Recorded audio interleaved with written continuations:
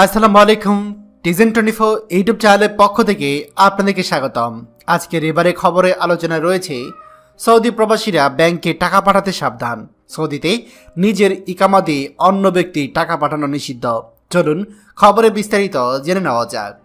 আপনারা যারা সৌদি আরবে নতুন এসেছেন অথবা সৌদি আরবে এসেও আইনকানুন সম্পর্কে খুব একটা বেশি জানেন না, তাদেরকে একটা বিষয়ে আবারও সতর্ক করছি। যখন সৌদি আরবে আপনি একজন বৈধ প্রবাসী হিসেবে বসবাস করেন, সৌদি সরকারের পক্ষ থেকে আপনাকে একটি রেসিডেন্ট পারমিট বা ইকামা দেওয়া হয়। মনে রাখবেন, এই ইকামা সকল কিছুর সাথে ইন্টারকানেক্টেড বা সংযুক্ত থাকে। আপনার স্যালারি কত, আপনি বর্তমানে কোন কফিলের সাথে কাজ করেন, আপনি বর্তমানে কোন জায়গায় থাকেন, আপনার কর্মসংস্থানের নাম কি, আপনার বেতন কত, বেতনটা আপনি কিভাবে পান, এবং আপনি যখন ব্যাংকের মাধ্যমে টাকা পাঠান সেই ইকামার নাম্বারটাও আপনাকে ব্যবহার করতে হয়। ধরুন আপনি সৌদি আরবে একটা কোম্পানিতে ভালো একটা পদে আছেন, আপনার স্যালারি 2000 রিয়াল। এখন আপনি সৌদি আরবে 2000 রিয়াল আয় করছেন, এটা সৌদি সরকার বা সৌদি কর্তৃপক্ষ খুব ভালোভাবেই জানে।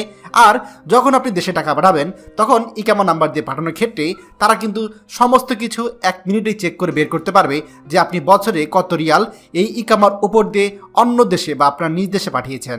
অনেক প্রবাসী আছেন যারা কিনা টাকার লোভে পড়ে আপনার আশেপাশে থাকা 4-5 জন ব্যক্তি বা যে কোনো বন্ধু বা আত্মীয় স্বজনের টাকা আপনারা দেশে পাঠিয়ে থাকেন। যেমন অনেকে দেখা যায় 20 রিয়াল 50 রিয়ালে লোভে পড়ে নিজের ইকামা ব্যবহার করে অন্য ব্যক্তির টাকা দেশে পাঠান। এই কাজটা ভুলেও করবেন না।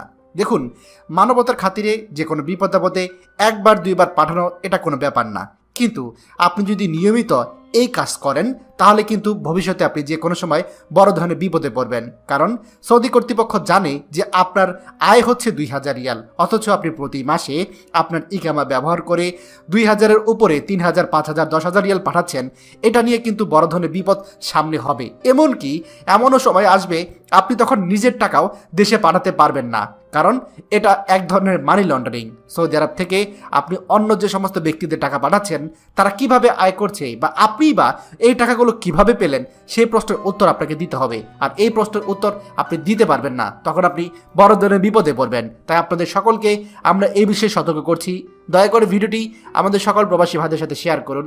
আর আপনি যদি আমাদের এই চ্যানেলে নতুন হয়ে থাকেন অবশ্যই আমাদের চ্যানেলটিকে সাবস্ক্রাইব করুন প্রবাসীদের সকল গুরুত্বপূর্ণ খবরাখবর সবার আগে পাওয়ার জন্য। ধন্যবাদ সবাইকে।